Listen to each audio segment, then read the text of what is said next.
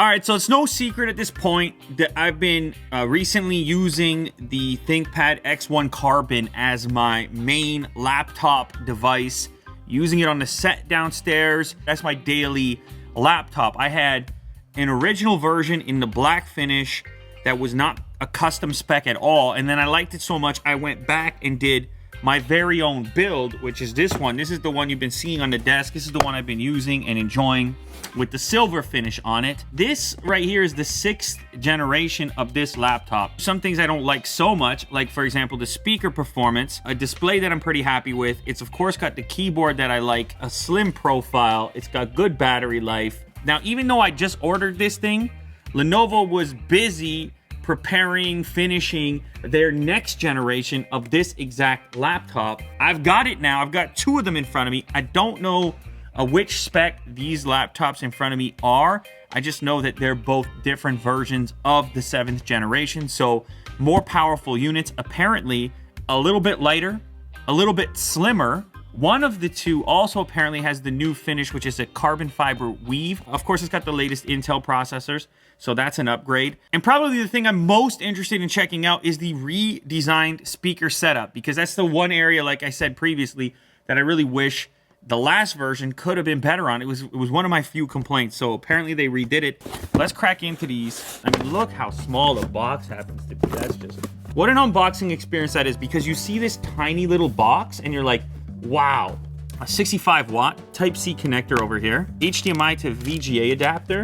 I don't believe these adapters came with the previous version. And this one is a proprietary kind of breakout connector to an Ethernet port. This is the Carbon one. This one is like marginally lighter, but definitely slimmer again. This has always been a Carbon product. In this case, you can appreciate what it's actually made of just through the exposure of the actual carbon weave. Okay, so quick comparison. That's the new one, 7th generation, and this is the 6th generation. So it's 6% thinner, apparently. I mean, that's hard to even pick up on here. As far as a practical sense, these are the same form factor. Let's take a look at the ports. So you have your Type-C charge connector, Thunderbolt capable. You have HDMI, traditional USB connector. You have a headphone jack in this location. And over on the other side, another standard USB connector, and then the power switch with an LED light. This is a new location. Wait a second.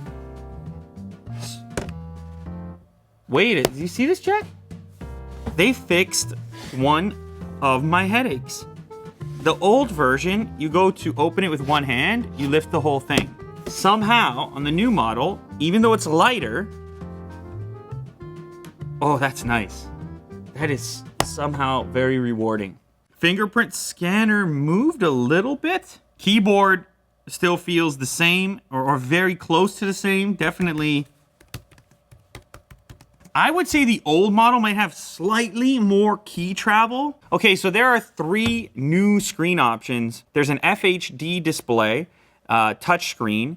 There's a privacy capability on one of the screen options. As you can see here, you can cover over the camera lens. There's also a 4K UHD 500 nit display available. I'm not sure which one I've got in this particular configuration. I'm gonna actually turn both of them on and see what the spec is. Turns out both of the new displays I have on both the Carbon Weave version as well as the typical, this is the standard black finish, the ThinkPad finish you are likely used to. It looks like both the devices I have are 4K displays. Same chip, i7-8665U CPU at 1.9 gigahertz, 16 gigs of RAM.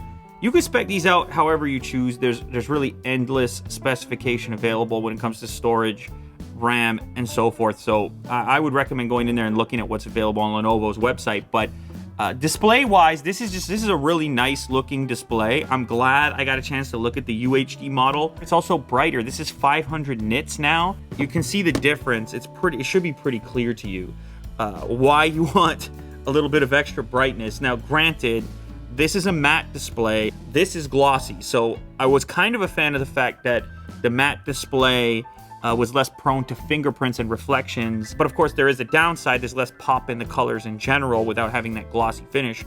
But brightness is a whole different category. That thing is just blazing at 500 nits. Next up, I want to check the speakers because that was my other complaint. They also have the Dolby Atmos certification now, if that means anything to you, but most importantly, they're just up here where you would want them to be. Load up, let's say, a Lou Later video.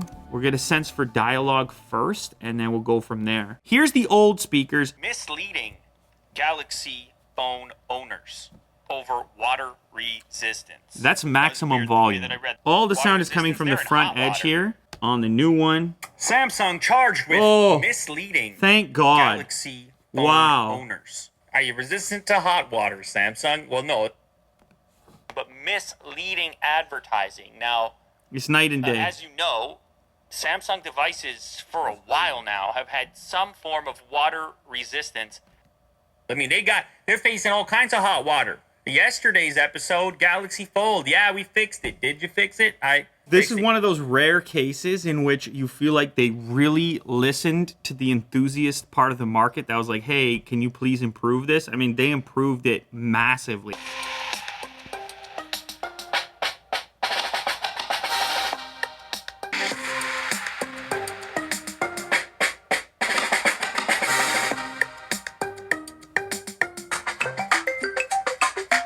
I gotta switch laptops. I mean, just over that alone, for the vast majority of people, a laptop is access to a web browser. It's access to a handful of productivity apps. Then it's a display, hopefully bigger than the display you're used to interacting with on, say, your smartphone. It's a set of speakers. It's a keyboard, so you can spit words out faster than you could do with your thumbs on your smartphone. That's kind of what a laptop is. It's access, and then it's that small set of features that you interact with every single day. I would say it probably display and keyboard are kind of in the same territory of importance, and then sound is lower down the list, but this one improves, I'm saying the new version improves substantially in every single one of those categories. You can just tell how much more pop there is in the contrast. I think we may have a new laptop champion. I might be switching even from my own custom latest. I mean, I really do like this laptop. I like the silver color especially, and it's unfortunate they got rid of it. It would have been cool to have 3 options, but it's good to have 2, especially if one of them is this really cool carbon weave, which for the tech enthusiast, it just gives it a little extra flavor where you can see the construction, you can see what goes into it and appreciate the material in a different way. Kind of like a sports car that has the exposed carbon fiber. It's in a similar territory. It's improvements all around. It's faster. It's more powerful. It's ever so slightly lighter and ever so slightly smaller. I don't think that's the reason you're getting this. Most importantly, hugely improved, crazy bright 500 nit display, and of course the improvement on the sound, which, I mean, you heard it yourself. That's a night and day situation.